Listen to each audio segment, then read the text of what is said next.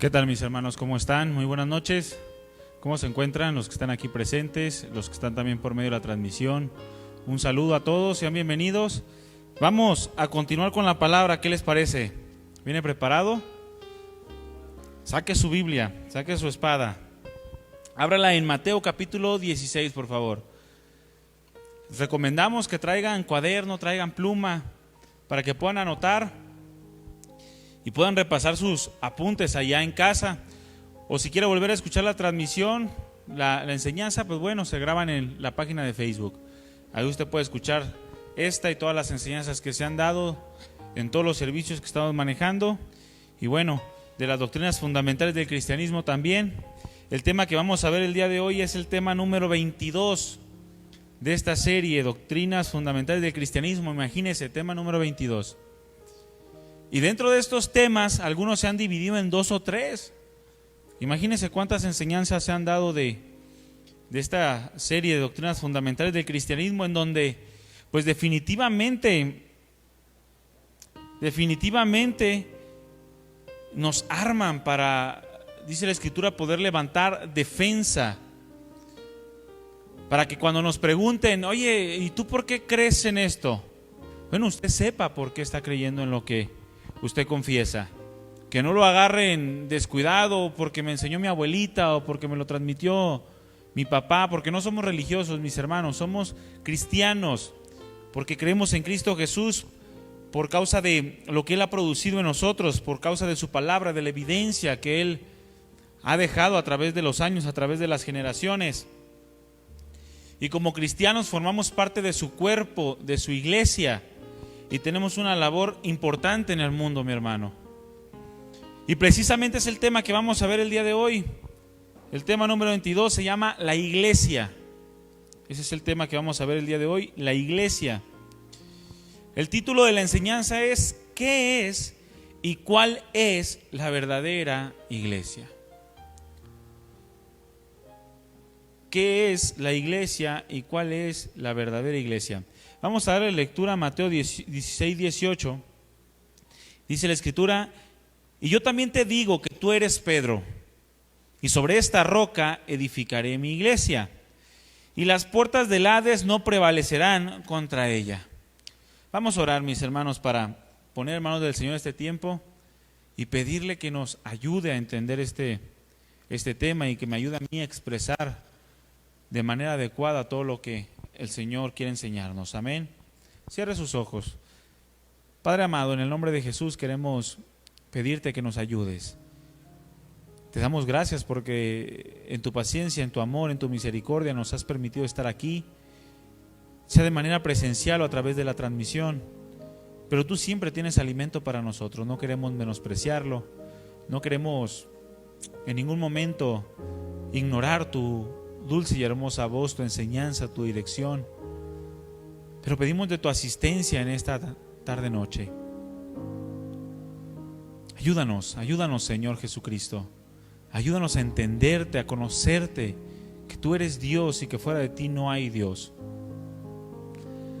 Ayúdanos a entender que somos parte de tu iglesia y que tenemos una labor importante. Gracias, Señor, porque tú siempre tienes un remanente fiel. Queremos ser parte de ese remanente. Sean gratos los dichos de mi boca, Señor, la meditación de mi corazón delante de ti, y que cada palabra que salga de mis labios, de mi corazón, sea por tu Espíritu Santo. Dirígenos, gobiérnanos y llénanos de tu presencia, en el nombre de Jesús. Amén. Qué pasaje, mi hermano, tan controversial, tan discutido en todas las épocas, en todas las generaciones y en muchos de las denominaciones cristianas, principalmente en la católico-romana. Este pasaje en donde el Señor Jesucristo hace una declaración clara, pero que muchas veces no se entiende por la falta de estudio, por la falta de escudriñar la palabra de Dios. ¿Cuántas veces nos hemos encontrado, cuántas veces usted se ha encontrado con personas que le dicen, no, es que la iglesia está fundamentada en Pedro, ¿Alguno de ustedes se ha encontrado con alguien que diga esto? ¿Y usted qué le dice? Ay, ajá, no es cierto. Y te dicen, a ver, ¿por qué? No, porque está fundamentada en Cristo. Ahí dice, y te sacan Mateo 16, 18. Y tú dices, ah, de veras. ¿Cuántos dicen eso? Ah, de veras. Pues ya voy a ir a misa. No, mi hermano, tenemos que escudriñar la palabra, tenemos que entender el pasaje, el contexto que rodea estas palabras. Y pues bueno, necesitamos pedirle a Dios de su dirección, de su llenura. Pero, ¿qué es la iglesia, mi hermano? Vamos a comenzar por ahí. ¿Qué es la iglesia? ¿Acaso la iglesia es un lugar de 4 paredes en su esencia? De 4 muros en donde habita la presencia de Dios, porque venimos a la iglesia y ¿qué decimos? Es que ahí sí se siente la presencia del Señor, y estamos en casa y dices, no, es que necesito ir a la congregación, allá está Dios encarcelado y aparte lo tienen bien vigilado para que no salga. ¿Es acaso la iglesia un lugar donde Dios está encajonado? Porque muchos hemos escuchado hablar, mis hermanos, del concepto de iglesia. Y aún los que no creen están familiarizados con este concepto. Y déjeme decirle que en muchas ocasiones ese concepto que tienen los incrédulos de la iglesia es el mismo concepto que tienen los creyentes de la propia iglesia. Y eso no puede ser posible. Porque la iglesia tiene que conocerla, se tiene que conocer desde adentro, mi hermano. El Señor nos hace parte de su iglesia y nosotros entendemos ese concepto y comenzamos a aprender como parte de la iglesia de Cristo. Si usted le pregunta a un incrédulo ¿qué es la iglesia? ¿Qué cree que le responda? Pues es una religión, es un lugar donde te lavan el coco, un lugar donde te meten ideas y te hacen trizas la cabeza porque solamente quieren sacarte dinero. Bueno, esa es una supuesta iglesia que no tiene nada que ver con la iglesia de Cristo. Todas esas denominaciones o religiones en las que abusan de las personas para sacarles dinero, bueno, eso no se puede considerar iglesia en ningún momento. Y usted jamás piense que la iglesia de Cristo va a ser semejante a alguna religión, alguna denominación en donde no se predica la palabra y mucho menos donde la presencia del Señor no gobierna. Eso no tiene nada que ver con la iglesia. Los incrédulos están muy familiarizados con la palabra.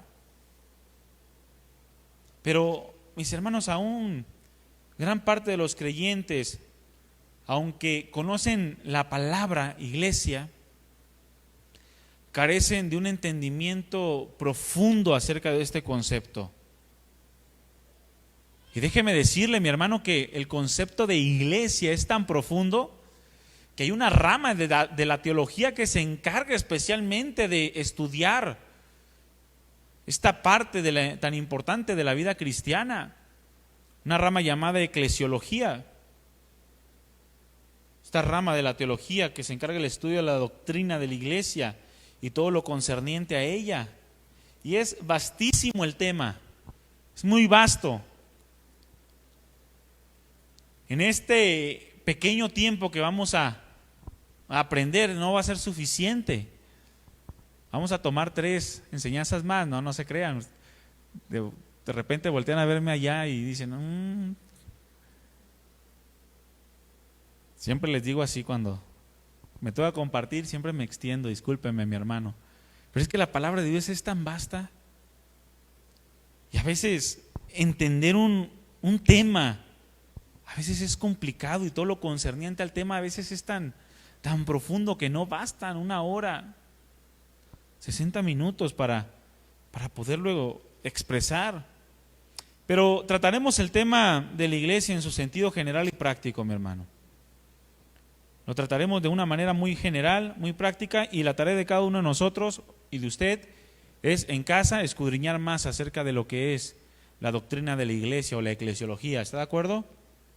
Y en su momento, si Dios nos permite abrir una serie específicamente de la iglesia, bueno, se verá o se repasará todo esto, pero mientras eso sucede, cada uno de nosotros tenemos esa responsabilidad de escudriñar la palabra de Dios. Esta palabra iglesia, mi hermano, es un concepto del Nuevo Testamento. No se conocía en el Antiguo Testamento esta palabra.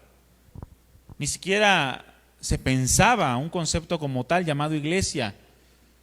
Si usted pretende encontrarlo en el Antiguo Testamento, no va a encontrar la palabra iglesia en el Antiguo Testamento. Porque aunque la esencia de lo que es la iglesia estaba presente en el Antiguo Testamento, difiere mucho de lo que el Señor Jesucristo vino a establecer.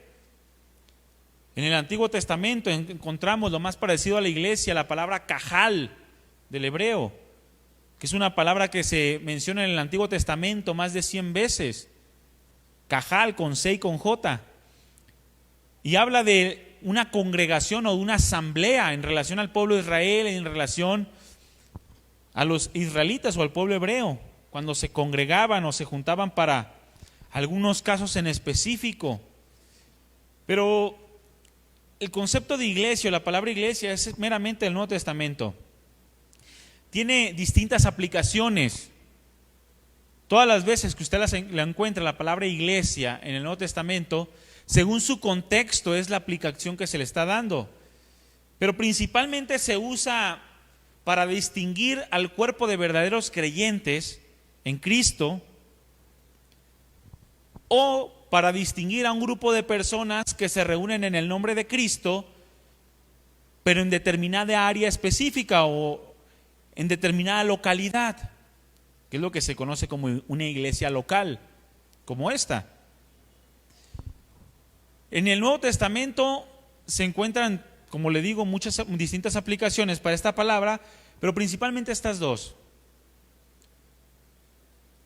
La primera vez que aparece la palabra iglesia en la Biblia es precisamente en el pasaje que acabamos de leer, de Mateo capítulo 16, versículo 18, en donde dice: yo también te digo que tú eres Pedro, y sobre esta roca edificaré mi iglesia, y las puertas del Hades no prevalecerán contra ella.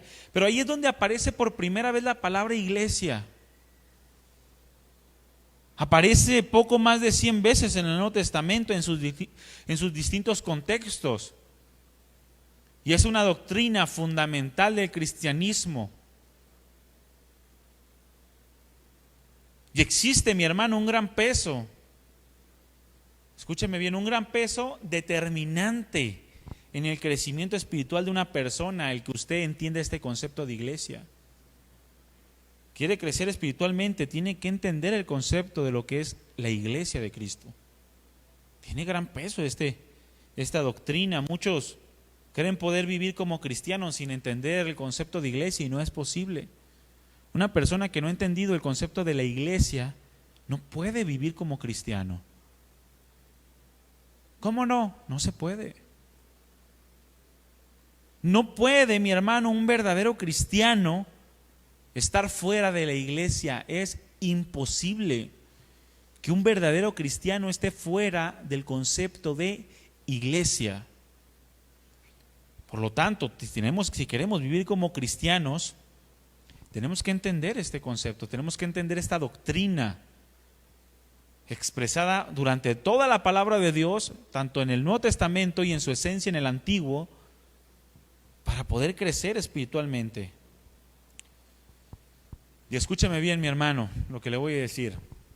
No importa cuánto dolor, no importa cuántas decepciones, no importa cuánto desánimo, no importa cuántas experiencias malas haya tenido con supuestas congregaciones cristianas o con supuestos hermanos, absolutamente nada justifica que un verdadero cristiano viva fuera de lo que se conoce como la iglesia de Cristo. Nada. No importa que 100 cristianos hayan decepcionado su vida, o supuestos cristianos. El verdadero cristiano vive pegado al concepto esencial de lo que es la iglesia de Cristo. Cristo mismo lo dice, su palabra lo dice. Sería adentrarnos a lo mejor en otros temas, pero a lo largo de este estudio, mi hermano, veremos cómo la palabra de Dios y el sentido común que la palabra de Dios nos demanda nos van a llevar al entendimiento de esta realidad, que no puedo como cristiano vivir fuera de la iglesia y fuera del entendimiento esencial de lo que es la iglesia. Porque hay muchos que dicen, mi relación es mía y de Dios. Y eso no puede ser posible. Porque entonces Cristo tendría dos cuerpos, tú y la iglesia. Y no es posible. Yo no necesito una iglesia. Bueno, entonces estás diciendo que Cristo Jesús cometió un error al formarla. Es que estoy decepcionado de la iglesia. Estoy decepcionado de los cristianos. Estás decepcionado de tus cristianos, los que tú has conocido, porque te rodeas con gente que supuestamente es cristiana. Así hay muchas personas, mi hermano, que se quejan todo el tiempo de los cristianos, pero no salen del mismo círculo de amistades que supuestamente son cristianos y nunca los llevan a un crecimiento espiritual. Porque entre las funciones de la iglesia está estimularnos al crecimiento espiritual. O hay aquellos que se reúnen una vez al mes y es como quitarte el pie, aventarlo, guardarlo abajo de la cama y regresar al mes y volvértelo a poner. ¿Cuántos han hecho esto? No se puede. Lo vas a regresar, ¿y cómo lo vas a encontrar? Todo engangrenado, todo podrido y hasta maloliente. Así es cuando un cristiano verdadero se aparta de la iglesia. Al final regresa, pero todo maloliente. ¿Y la iglesia qué tiene que hacer? Restaurarlo con espíritu de mansedumbre. Porque también para eso es la iglesia. El caso es que si realmente una persona ha nacido de nuevo, tarde o temprano se tiene que dar cuenta de que es necesario habitar como iglesia y tirar toda aquella basura de pensamientos que tratan de exaltar nuestro razonamiento, nuestras emociones, pero que al final termina por menospreciar a la amada del Señor.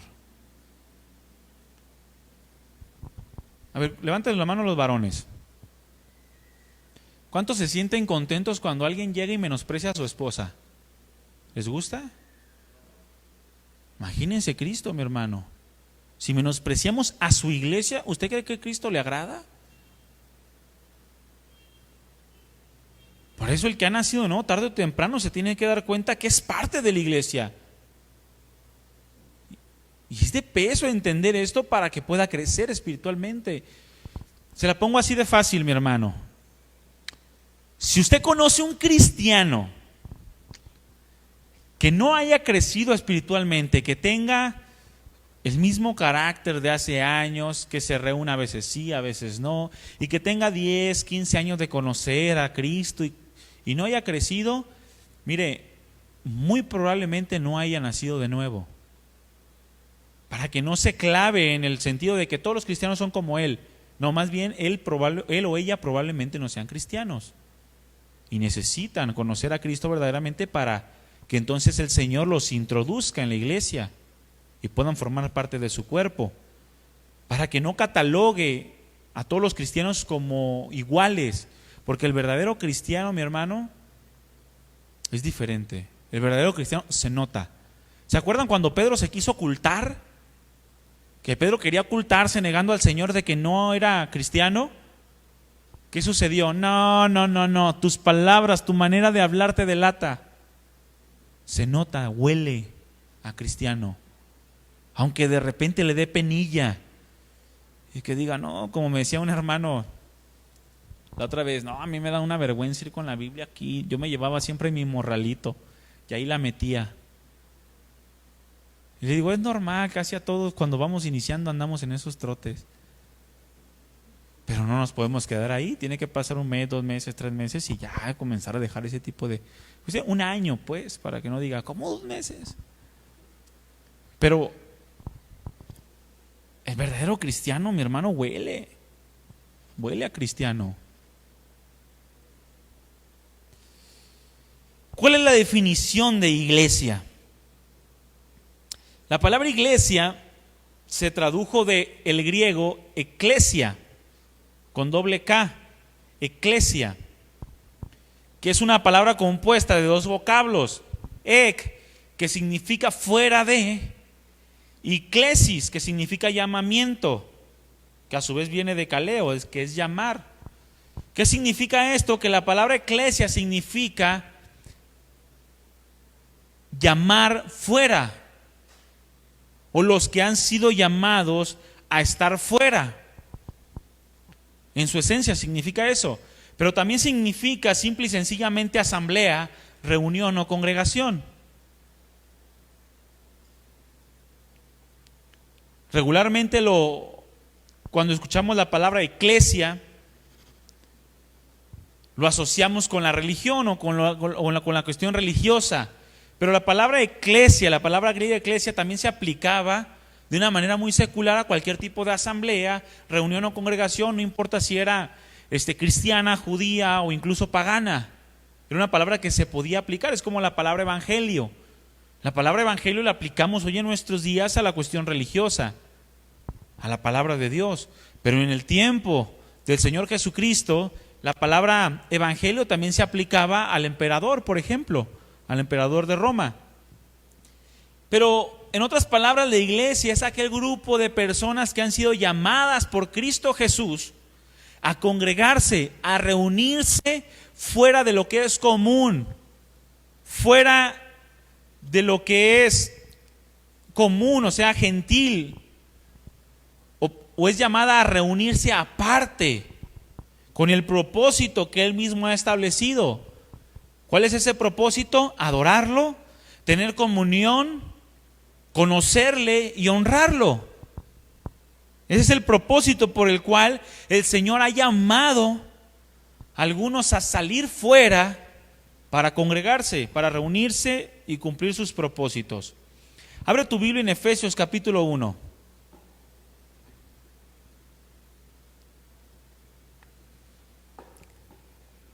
En Efesios capítulo 1, en el versículo 3, precisamente nos habla acerca de esto. El pasaje está hablando de lo que es la iglesia. Y dice Efesios, vamos a leer del versículo 3 hasta el versículo 11 de Efesios. Sígame con su vista, lo voy a leer de una manera rápida para no perder mucho tiempo y seguir adelante.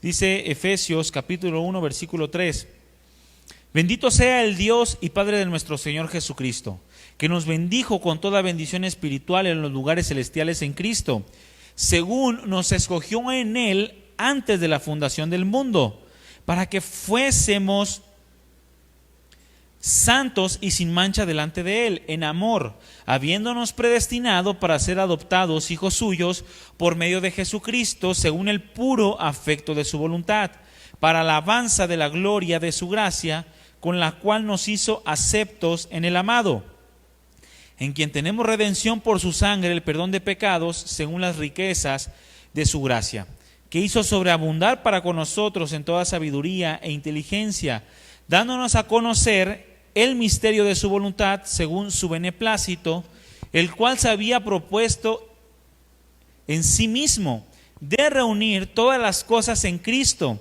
en la dispensación del cumplimiento de los tiempos, así las que están en los cielos como las que están en la tierra.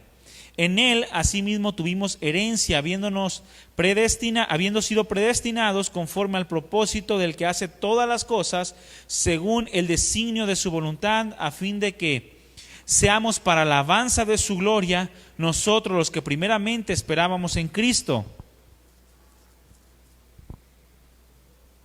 Y ya me pasé.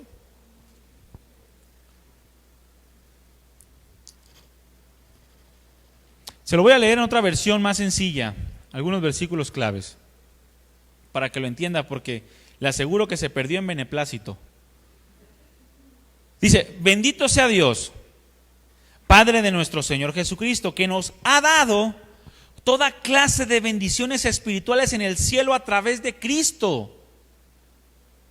Dios quiere bendecirnos de esta manera porque Él nos eligió por amor antes de la creación del mundo para que fuéramos su pueblo santo, sin falta ante Él, por el amor que nos tiene.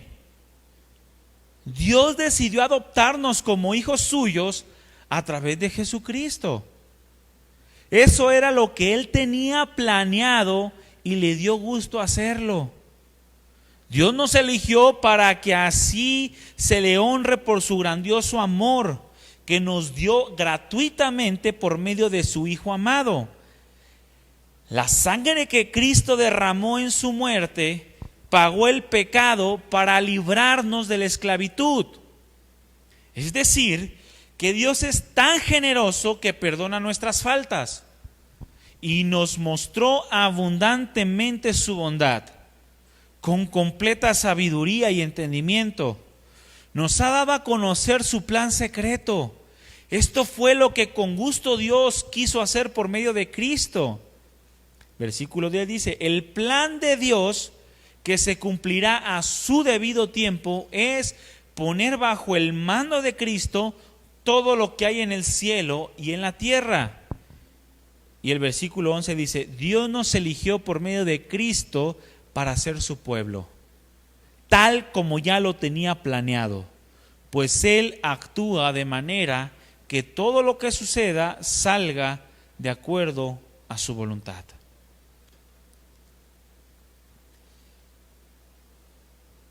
Para eso se fundó la iglesia, mi hermano. Para eso Cristo, para eso el Padre envió a su Hijo, para formar un pueblo que fuese santo. Y el propósito de Dios desde la fundación del mundo, dice la Escritura, que fue formar su iglesia. Aún más allá del pueblo de Israel, porque el pueblo de Israel era un medio a través del cual Él formaría su iglesia al final de los tiempos. El pueblo es el equivalente a la iglesia. No es que lo suplante. El pueblo de Israel es el pueblo de Israel. La iglesia es un nuevo hombre, dice la Escritura. Pero el propósito de Dios siempre ha sido la formación de la iglesia. En el Antiguo Testamento se habla en cuanto al pueblo de Dios. En Isaías 43:7, todos los llamados de mi nombre para gloria mía los he creado, los formé y los hice.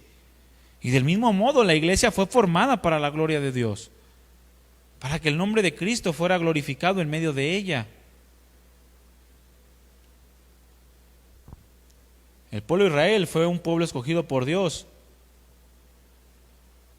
con el fin de llevar a un propósito.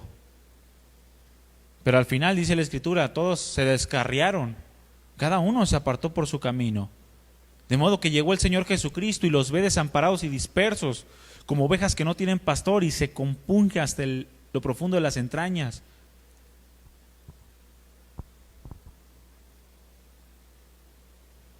Pero la iglesia, mi hermano, dice la Escritura que es algo nuevo. Algo que Cristo Jesús formó, no de un solo pueblo, sino de todo linaje, de toda lengua, de toda tribu, de toda nación. Y eso es a lo que se le conoce como la iglesia universal. La iglesia universal de Cristo. No se me vaya a asustar, mi hermano, pero la palabra católica significa universal. Entonces, cuando hablamos de la iglesia católica, hablamos de la iglesia de Cristo también. Porque la palabra católica significa universal. El problema está en que le añadieron romana. Pero en un principio, en los escritos de los padres de la iglesia, en los primeros 200 años de la iglesia, se podía mencionar la iglesia católica y se entendía perfectamente el concepto de lo que es la iglesia católica. Es decir, la iglesia universal de Cristo, el conjunto de verdaderos adoradores, de creyentes en todo el mundo que adoraría al Padre en espíritu y en verdad. Fue hasta aproximadamente del siglo IV, el siglo V, que se le añadió la palabra romana, cuando comenzó todo ese rollo de los papas. Pero antes de eso no había o no existía la iglesia católica, apostólica y romana, no existía. Era simple y sencillamente la iglesia católica apostólica, es decir, una iglesia universal, una iglesia por la cual Cristo derramó su sangre, que sería de manera general a nivel mundial y que estaba fundamentada en la enseñanza de los apóstoles, la cual a su vez la recibieron de Cristo Jesús. Por eso era la iglesia católica apostólica. Y después de que se legaliza el cristianismo en Roma, es cuando comienza la torcedura de todo lo que hoy conocemos como la iglesia católica, apostólica y romana, y de todas las demás religiones. Se empieza la decadencia de la iglesia, o del concepto de iglesia, porque ciertamente el Señor a través de las generaciones siempre ha tenido un remanente fiel que le busca y que le adora, tal cual en el tiempo de Elías, donde Elías pensaba que estaba solo, y el Señor le dice que se había reservado un remanente fiel, que no había doblado su rodilla ante Baal. Abre tu Biblia en Juan capítulo 4. El Señor está hablando con una mujer que precisamente tenía una enseñanza acerca de el advenimiento del Mesías y de la elección del pueblo de Dios. Juan capítulo 4, y en el versículo 20 al versículo 24 encontramos una declaración que tiene que ver con la iglesia de Cristo. Juan 4, capítulo 4, versículo 20 dice, está hablando la mujer samaritana y dice: nuestros padres adoraron en este monte, y ustedes dicen que en Jerusalén es el lugar donde se debe adorar. ¿Por qué le estaba hablando así? Porque la mujer samaritana estaba viendo al Señor Jesucristo como judío. El Señor Jesucristo era un judío, descendía de la tribu de Judá por medio de María y por medio de José también. Y la mujer samaritana veía a Jesús como judío, y los judíos decían que el lugar de adoración era en Jerusalén, y tenían razón, porque ahí estaba el templo.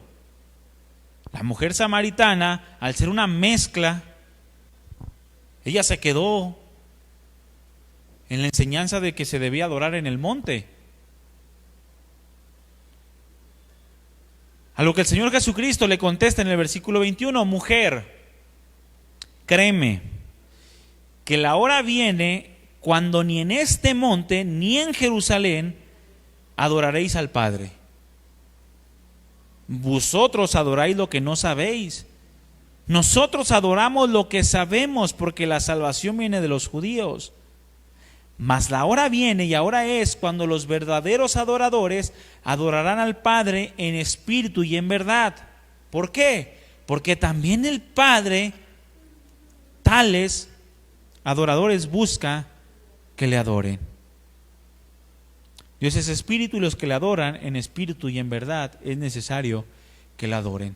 Esta declaración, mi hermano, del Señor Jesucristo tiene todo que ver con la iglesia, porque el Señor estaba declarando una máxima en relación a la iglesia, que ya no habría un lugar específico de adoración, sino que al Señor se le podía adorar de manera universal en cualquier parte del mundo, en cualquier circunstancia, en cualquier momento. ¿Por qué? Porque la iglesia del Nuevo Testamento, la iglesia universal de Cristo, no está limitada geográficamente como lo estuvo el pueblo de Israel. El pueblo de Israel tenía un lugar de adoración,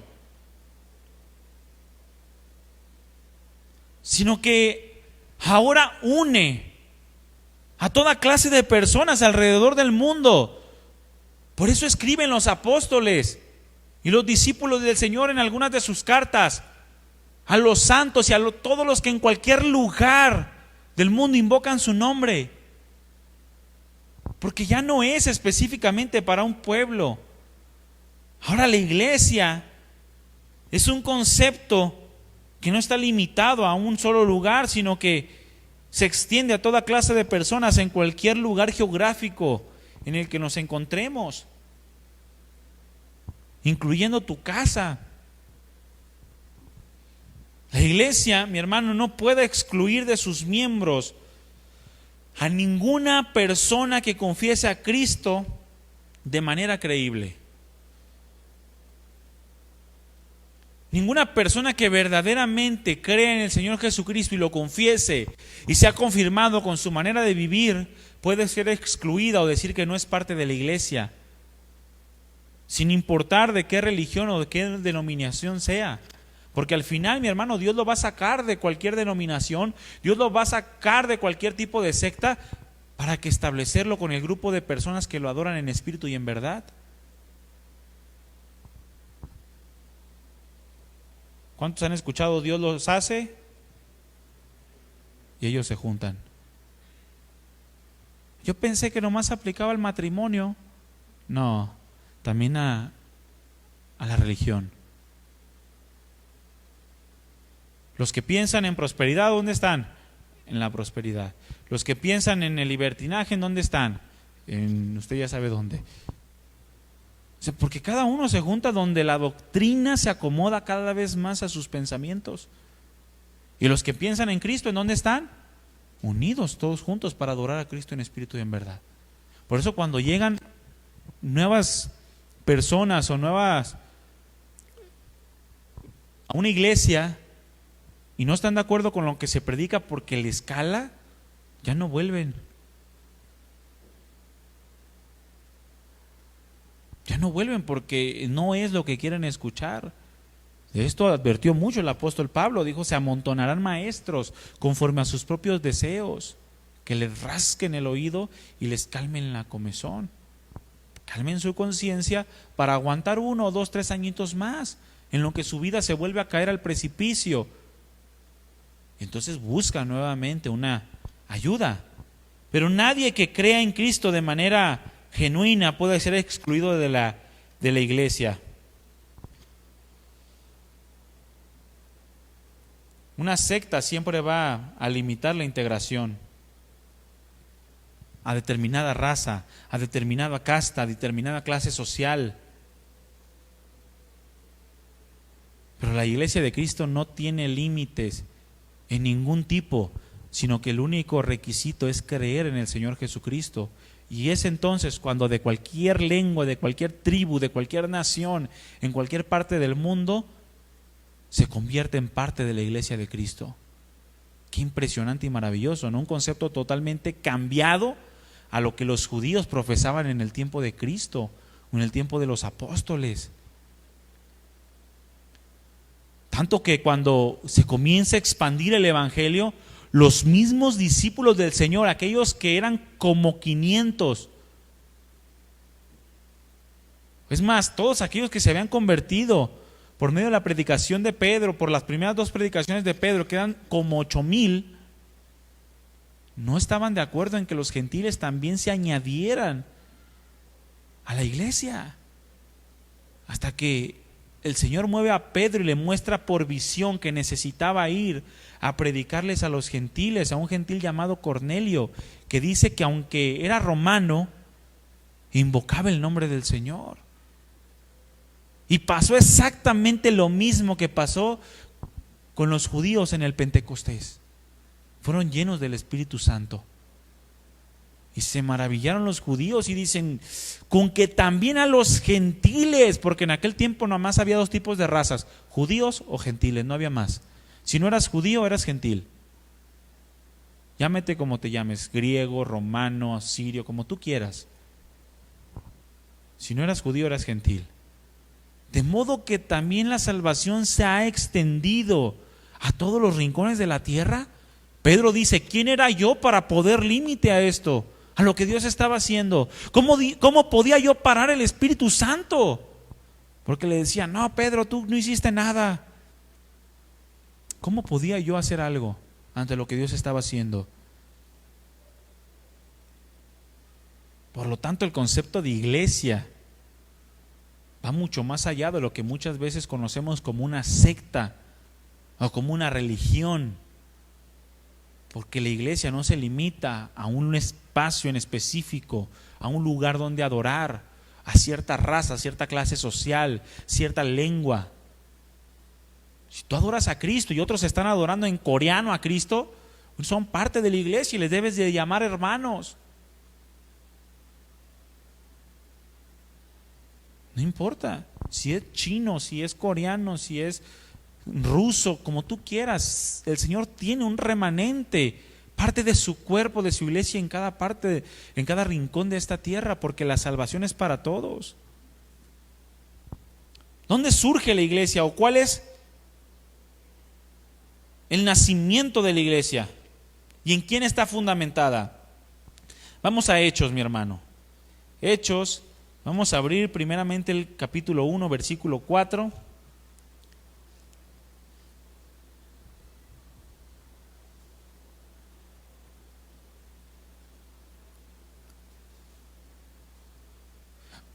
Póngale una separación ahí, Hechos capítulo 1 en el versículo 4, y vamos a brincarnos, vamos a leer primeramente el contexto del pasaje de Mateo 16, 18. Vamos a abrir Mateo 16, 13 también, pero deje ahí una marca en Hechos capítulo 1, versículo 4, para que lo pueda encontrar rápido una vez que regresemos.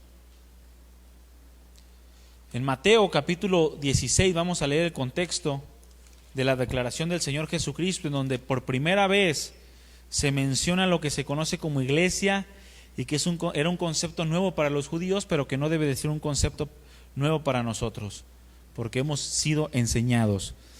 Ahí en Mateo 16, 18 nos dice que la iglesia está fundamentada en Cristo, en quien es Cristo. ¿Sale? El contexto lo vamos a leer desde el versículo 16, desde el capítulo 16, versículo 13 hasta el versículo 20. ¿Sale? Está hablando el Señor Jesucristo y comienza a hacerle una pregunta a sus discípulos, aquellos que ya habían tenido una relación con Él, aquellos que ya habían conocido su poder, su maravilla, su enseñanza, su gloria. Acuérdense que ya se habían postrado ante Él y le habían adorado porque había calmado la tempestad en el mar.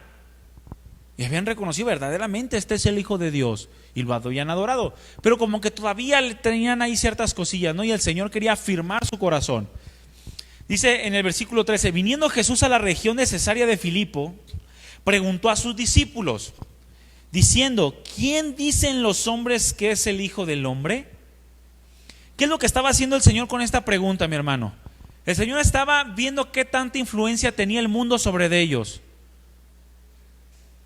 Y pudiéramos pensar también ahorita nosotros qué tanta influencia tiene el mundo sobre nosotros para pensar quién es Cristo. O para ver qué tanta importancia le tomamos al Señor. El Señor estaba viendo la influencia que puede tener el mundo sobre su concepto del Cristo, del Mesías o de quién era Jesús. Así también hoy en día en el mundo tiene mucha influencia en las personas sobre los conceptos. Ya ve que están cambiando el concepto biológico del género y lo están haciendo una ideología. Es decir, una idea que surgió en el pensamiento de un hombre. El Señor le pregunta, ¿quién dicen los hombres que es el Hijo del Hombre?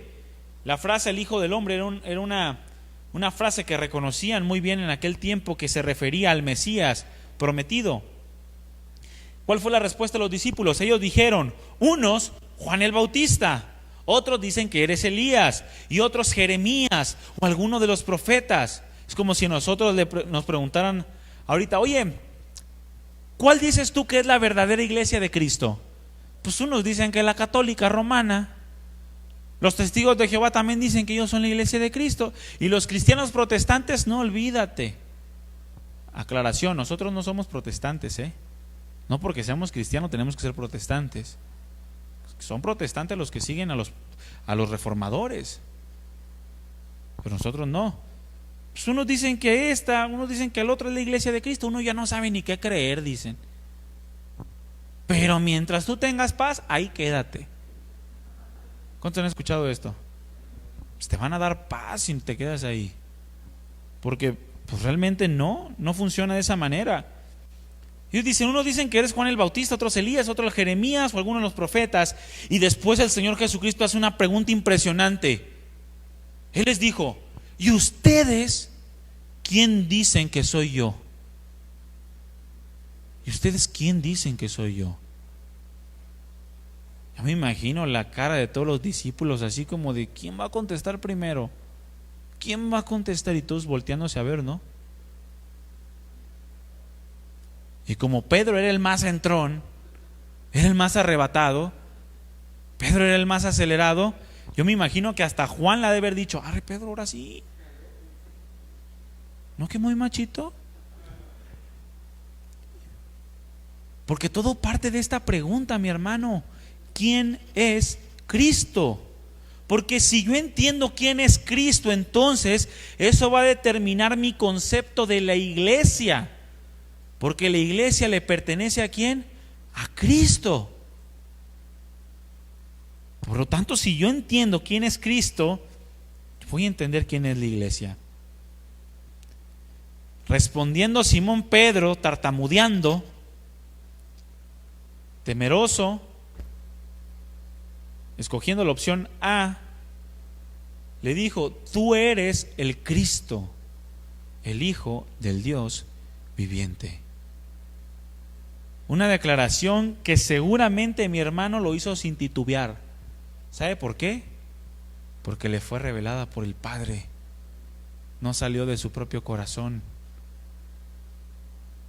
¿Y sabe cuándo dudamos al pensar o al creer o al entender acerca de la doctrina de Cristo y acerca de la iglesia?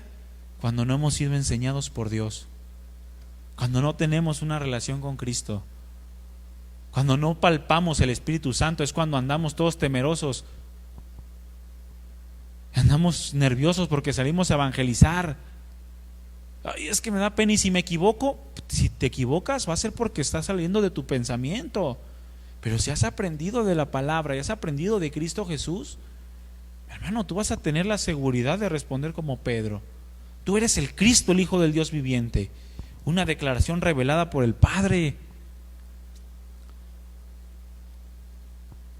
¿Cuántos saben cómo se llama esta congregación? Se llama Casa de Oración Ixoye. Antes de ser Casa de Oración Ixoye, era una misión que le llamábamos mi Casa de Oración Misión Los Cajetes, porque estábamos acá en Los Cajetes. Y cuando estábamos precisamente pensando y poniendo de acuerdo y orando en qué nombre le poníamos, o qué nombre, con qué nombre se iba a llamar la congregación, estábamos pensando en cosas así como de Casa de Oración La Verdadera, Iglesia de Cristo. No se crea, Estamos pensando como fuente de vida, cosas así, ¿no? Y de repente sale al pensamiento esta declaración. Y ya lo platicamos con los hermanos y todo. Y precisamente Ixoye significa Jesucristo, Hijo de Dios Salvador, que hace referencia a esta declaración. Tú eres el Cristo, el Hijo del Dios viviente. El Cristo se entendía como el Salvador del mundo, el Mesías prometido. Cristo es lo mismo que Mesías, uno en hebreo y otro en griego. Pero es esta declaración sobre el fundamento precisamente de la iglesia. Tú eres el Cristo, el Hijo del Dios viviente. Entonces dice el versículo 17: le respondió Jesús: bienaventurado eres, Simón, hijo de Jonás, porque no te lo reveló carne ni sangre, sino mi Padre que está en los cielos. Fíjense que el Señor no le levantó el ego, O sea, no le dijo: has aprendido muy bien, Pedro. Pedro, tú sí pusiste atención. Pedro, tú sí me estabas viendo mis milagros y prodigios. No le dijo: Pedro, qué dichoso eres. El Padre te escogió para hablar estas palabras. Te las reveló Él. Tú no pusiste nada, no fue nada que tú tuvieras especial como para decir esto. Fue una revelación. Y después le dice precisamente este pasaje tan mal entendido en ocasiones: y yo también te digo que tú eres Pedro, y sobre esta roca edificaré mi iglesia. Pregunta del millón, mi hermano: ¿cuál es la roca sobre la cual se edificaría la iglesia? ¿Pedro? La roca es la declaración que hizo Pedro. La declaración de Pedro: tú eres el Cristo, el Hijo del Dios viviente. Esa es la roca, el fundamento sobre el cual está formada su iglesia. Su iglesia se sostiene y dice que ni las puertas del Hades van a prevalecer contra ella. Es decir, que en esencia la iglesia será indestructible porque su fundamento era que Cristo es el Hijo de Dios. Por eso después le dice: y a ti te daré las llaves del reino de los cielos, y todo lo que ates en la tierra será atado en el cielo, y todo lo que desates en la tierra será desatado en los cielos. Pregunta: ¿es Pedro la roca a la que se refiere el Señor? Para nada. Pedro no tenía nada de especial, era un simple pescador. El Señor lo escogió por su misericordia, al igual que a ti y a mí, y lo hizo participar de su reino. Dice: entonces mandó a sus discípulos que a nadie dijesen que Él era Jesús el Cristo. La revelación de quién es Jesús y todo lo que Él implicaba. Todas estas cosas, mis hermanos, tienen que ver con la iglesia, tienen que ver con su fundamento, con su esencia, con su permanencia, tienen que ver con la perseverancia, con su propósito. Si las entendemos, mis hermanos, entonces estaremos más conscientes de qué debemos hacer como parte de la iglesia. La palabra Pedro, cuando le dice: yo te digo que tú eres Pedro, o sea, lo que el Señor estaba haciendo era como advirtiéndole que no se pusiera altivo, ¿no? Mira, tú eres Pedro, pero Pedro significa un pedazo de piedra, un pedazo, un fragmento de roca. Mira, tu nombre significa, o el nombre que yo te di significa piedra o roca, pero eres un pedacito. Sobre esta roca, sobre lo que acabas de hablar, eso sí es una roca, que es la palabra Petra, una peña misma, una masa impresionante de roca. Sobre esa declaración yo voy a edificar mi iglesia, no sobre ti. Tú eres un pedazo de piedra solamente. Tú eres el Cristo, el Hijo del Dios viviente.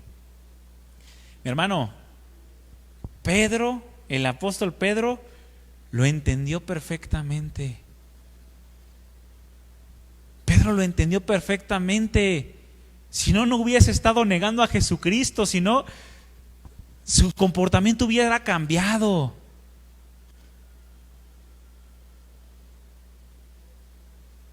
Pedro lo entendió de esta manera. Nunca en la Escritura Pedro se menciona a sí mismo como la roca fundamental de la iglesia, nunca.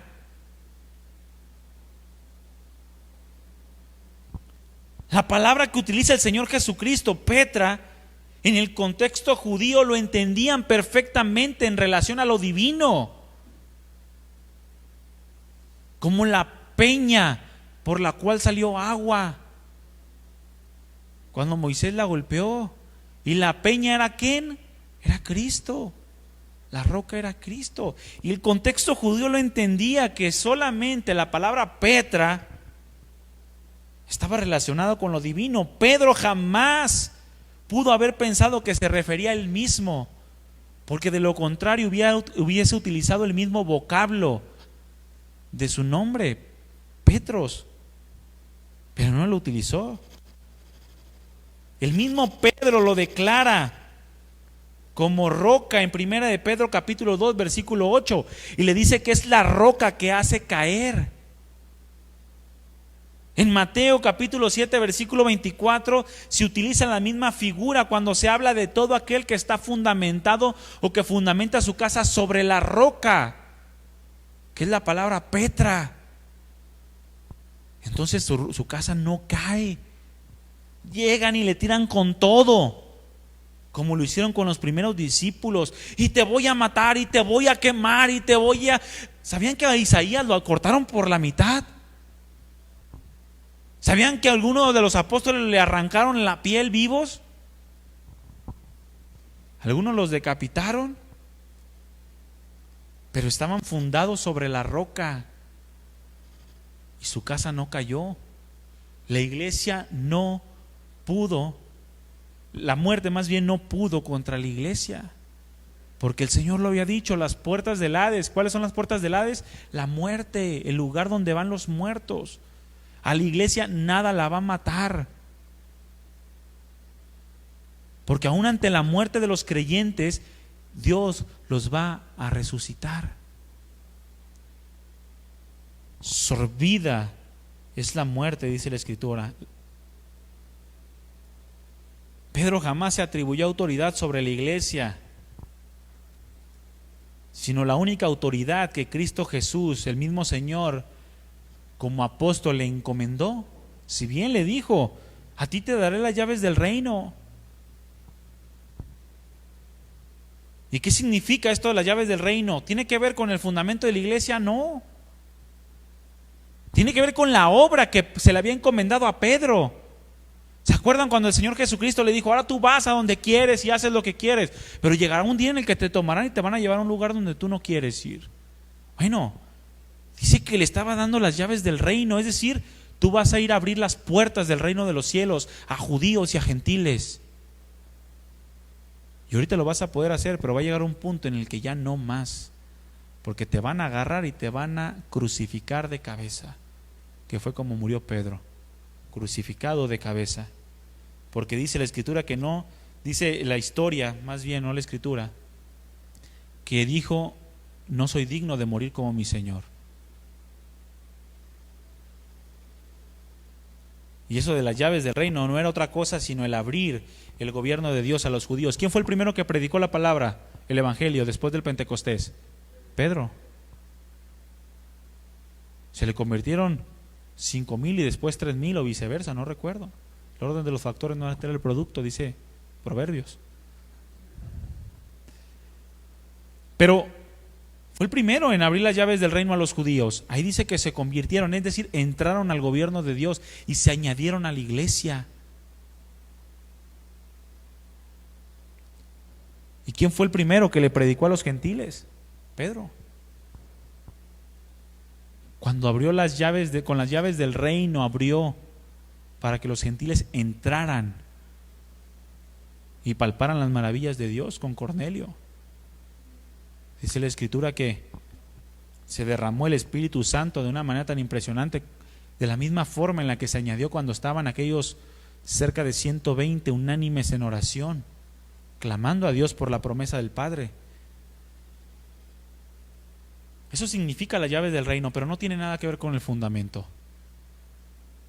Pedro era un chalán del Señor como lo somos tú y yo, que trabaja a favor del reino de Dios. El apóstol Pablo también habló de la iglesia en relación a Cristo. En Efesios capítulo 2, versículo del 11 al 22, no lo voy a leer porque ya se me pasó el tiempo.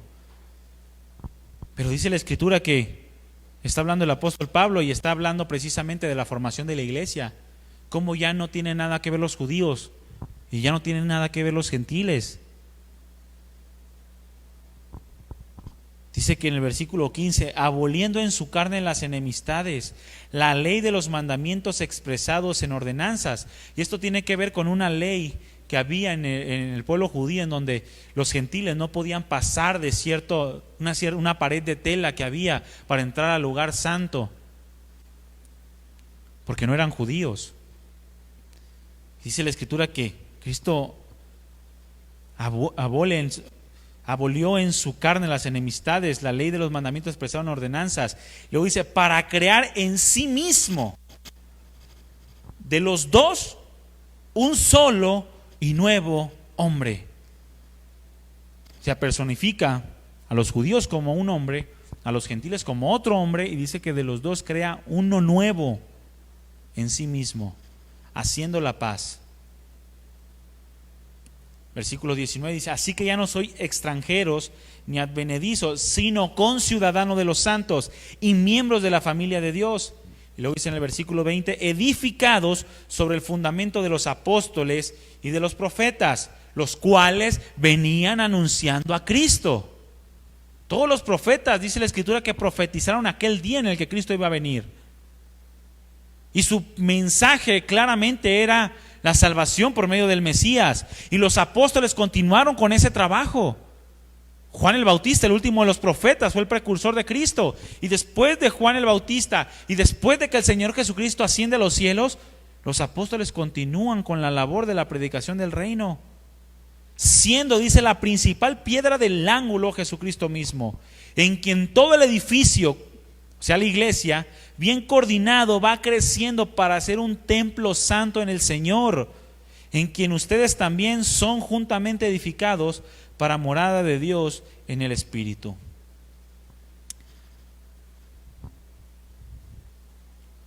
Ahí encontramos el fundamento de la iglesia.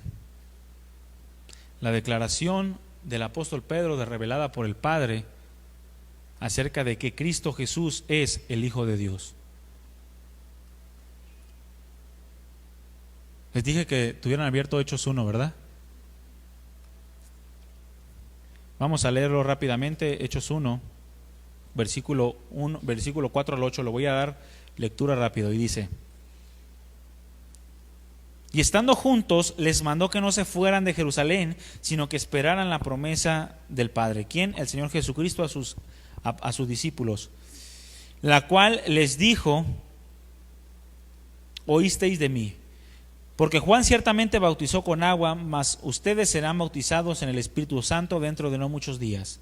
Entonces los que se habían reunido le preguntaron diciendo: Señor, ¿restaurarás el reino de Israel en este tiempo? Y les dijo: no les toca a ustedes saber los tiempos o las sazones que el Padre puso en su sola potestad, pero recibirán poder cuando haya venido sobre ustedes el Espíritu Santo, y me serán testigos en Jerusalén, en toda Judea, en Samaria y hasta lo último de la tierra. Bríncate al capítulo 2, versículo 1. Cuando llegó el día de Pentecostés y estaban todos unánimes juntos, y de repente vino del cielo un estruendo como de un viento recio que soplaba, el cual llenó toda la casa donde estaban sentados, y se les aparecieron lenguas repartidas como de fuego, asentándose sobre cada uno de ellos, y fueron todos llenos del Espíritu Santo y comenzaron a hablar en otras lenguas según el Espíritu les daba que hablasen. Moraban entonces en Jerusalén judíos, varones piadosos de todas las naciones bajo el cielo. Y hecho este estruendo, se juntó la multitud y estaban confusos, porque cada uno les oía hablar en su propia lengua, y estaban atónitos y maravillados, diciendo: mirad, ¿no son galileos todos estos que hablan? ¿Cómo pues les oímos nosotros hablar cada uno en nuestra lengua en la que hemos nacido?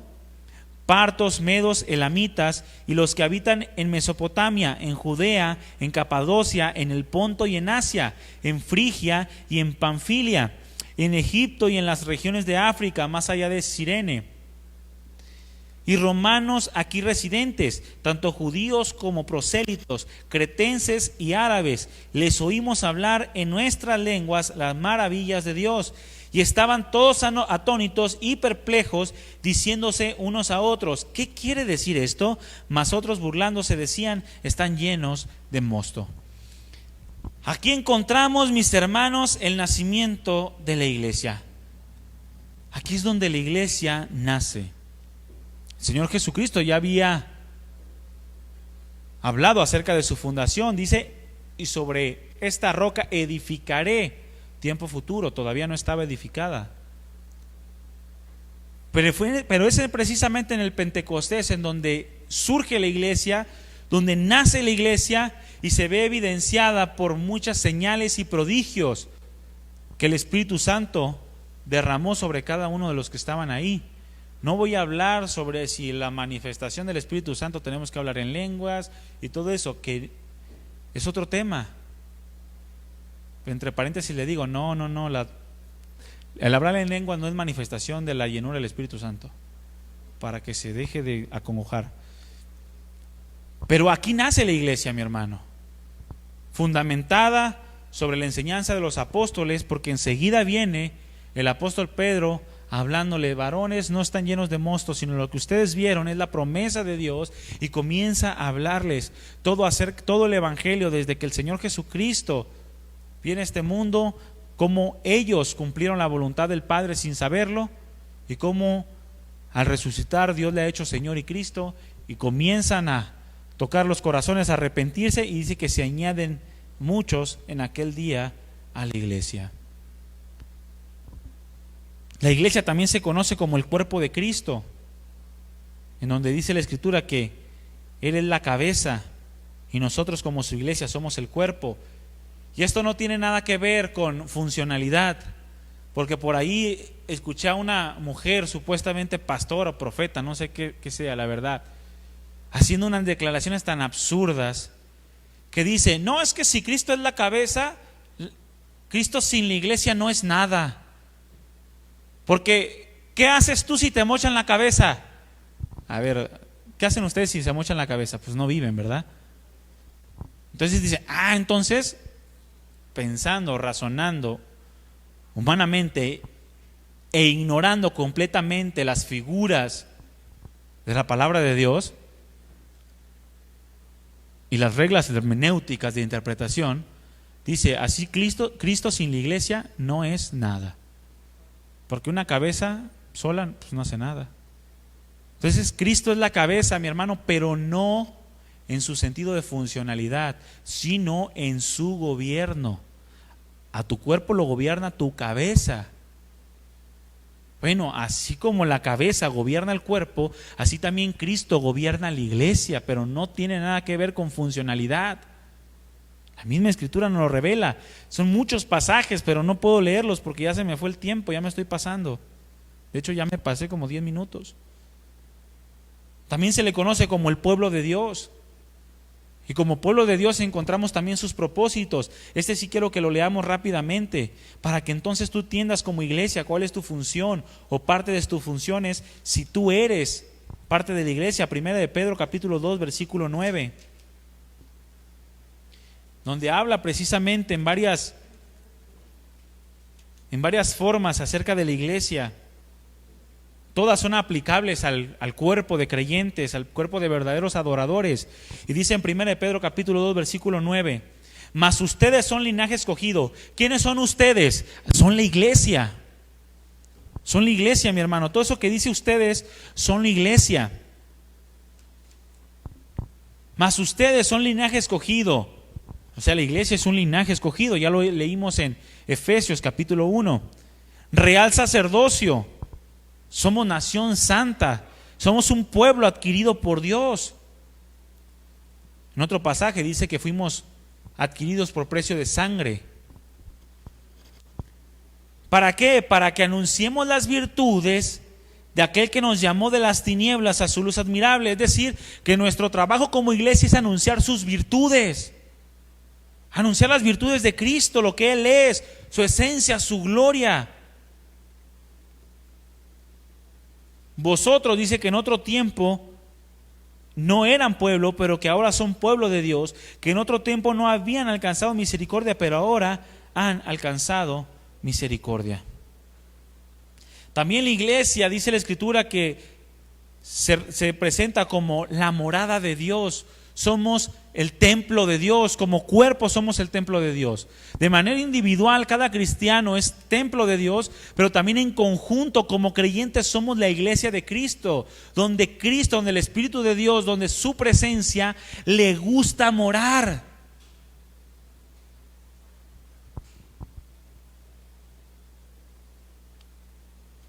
Primera de Corintios capítulo 3 versículo 16 habla del templo de Dios de manera general. Y 2 de Corintios capítulo 6, bueno, ahorita corroboro esa cita, no sé, creo que es 1 de Corintios, habla de el templo de Dios de manera particular. Son dos cosas diferentes. Porque el de 1 de Corintios 3:16 no se aplica al creyente de manera individual, porque el propio creyente no puede destruirse a sí mismo por cuanto ahora es nacido de Dios. Pero si alguno quiere causar división en la iglesia de Cristo, entonces Dios lo destruye a él. Hay muchas responsabilidades y prácticas dentro de la iglesia. Ya lo dijimos, anunciar sus virtudes como pueblo de Dios. Pero la iglesia también tiene la responsabilidad de adorar a Dios. Lo adoramos como cuerpo de creyentes y lo adoramos también de manera individual, como cristianos. La iglesia también tiene responsabilidades. ¿Cuáles son estas responsabilidades? Tiene principalmente el ministerio de la palabra, anunciar la palabra. Tiene el ministerio del orden, es decir, traer orden a las vidas, a la vida propia, a la vida de las personas.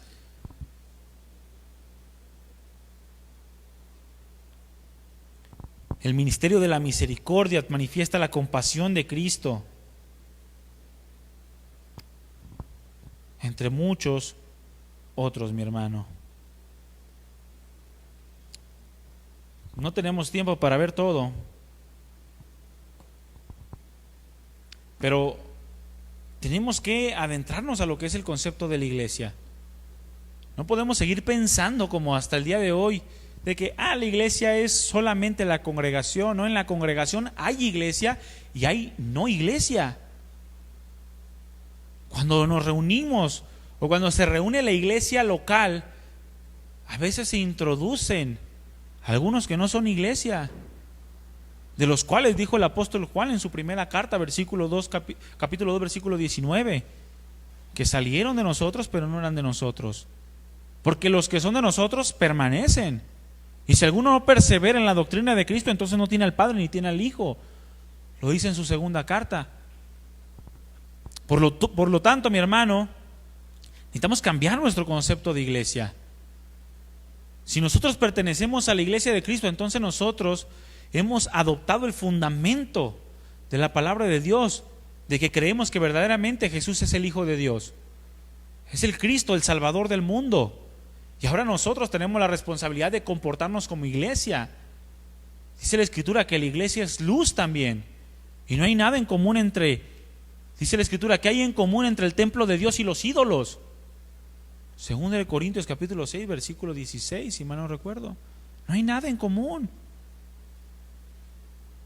Entre la luz y la oscuridad, entre Cristo y Belial, no hay nada en común. Ahora, si la iglesia es luz, entonces si tú eres parte de la iglesia, entonces anda como hijo de luz, porque eres parte de la iglesia.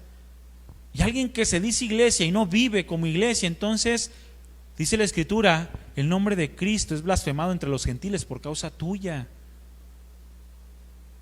Qué tan importante es conocer y entender las responsabilidades que como cuerpo tenemos. Edificarnos unos a otros y muchas otras cosas, mi hermano. Pero ¿estamos dispuestos a escudriñar más la palabra? ¿A aprender más? Para entonces saber qué hacer. ¿De acuerdo? Cierra tus ojos, vamos a darle gracias a Dios por este tiempo.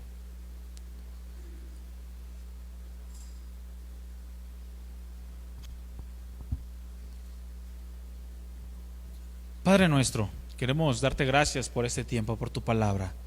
Gracias porque tú nos has instruido, tú nos has enseñado, has dejado todo escrito. Y aun cuando las potestades de las tinieblas, y aun cuando los anticristos se han querido levantar para dar muerte a tu iglesia, tú dijiste, las puertas del Hades no van a prevalecer contra ella. Por eso no han podido eliminar tu palabra, Señor, porque tú eres el Señor de la gloria. Y aun cuando el mundo se oponga, como aquel hombre, tu testigo fiel, que en medio del Coliseo romano le preguntaba, ¿no te das cuenta que toda Roma está contra ti? A lo que él respondió, si toda Roma está contra mí, yo estoy contra toda Roma. Porque no importaba que los asesinaran, tú los ibas a resucitar. Por lo tanto, la muerte ya no es temor para nosotros. La muerte ya no nos asusta, porque la muerte no puede contra ti. Y si no puede contra ti, tampoco contra tu iglesia, porque tú la fundaste, porque es tuya, tú la sostienes. Mi Señor, qué grande eres. Eres precioso y eres glorioso.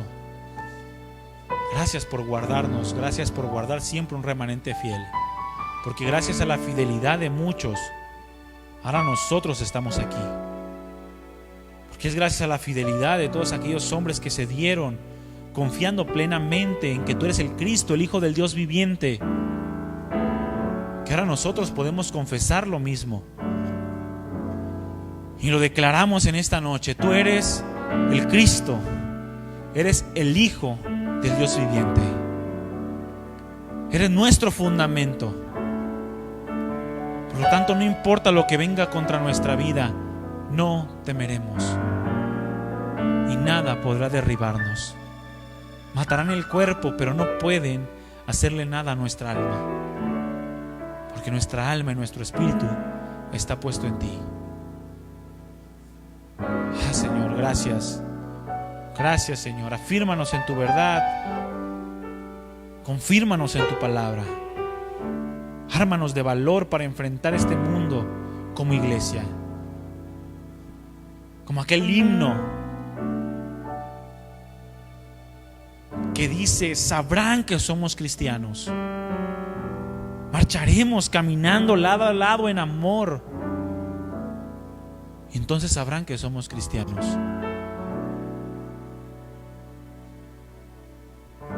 Gracias, Padre.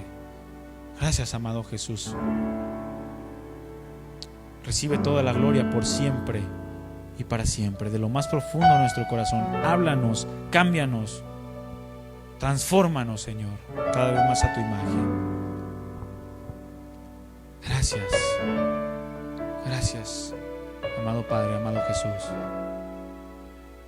Padre, Hijo y Espíritu Santo. Gracias, Señor. Amén. Amén. Dile un aplauso al Señor, mi hermano.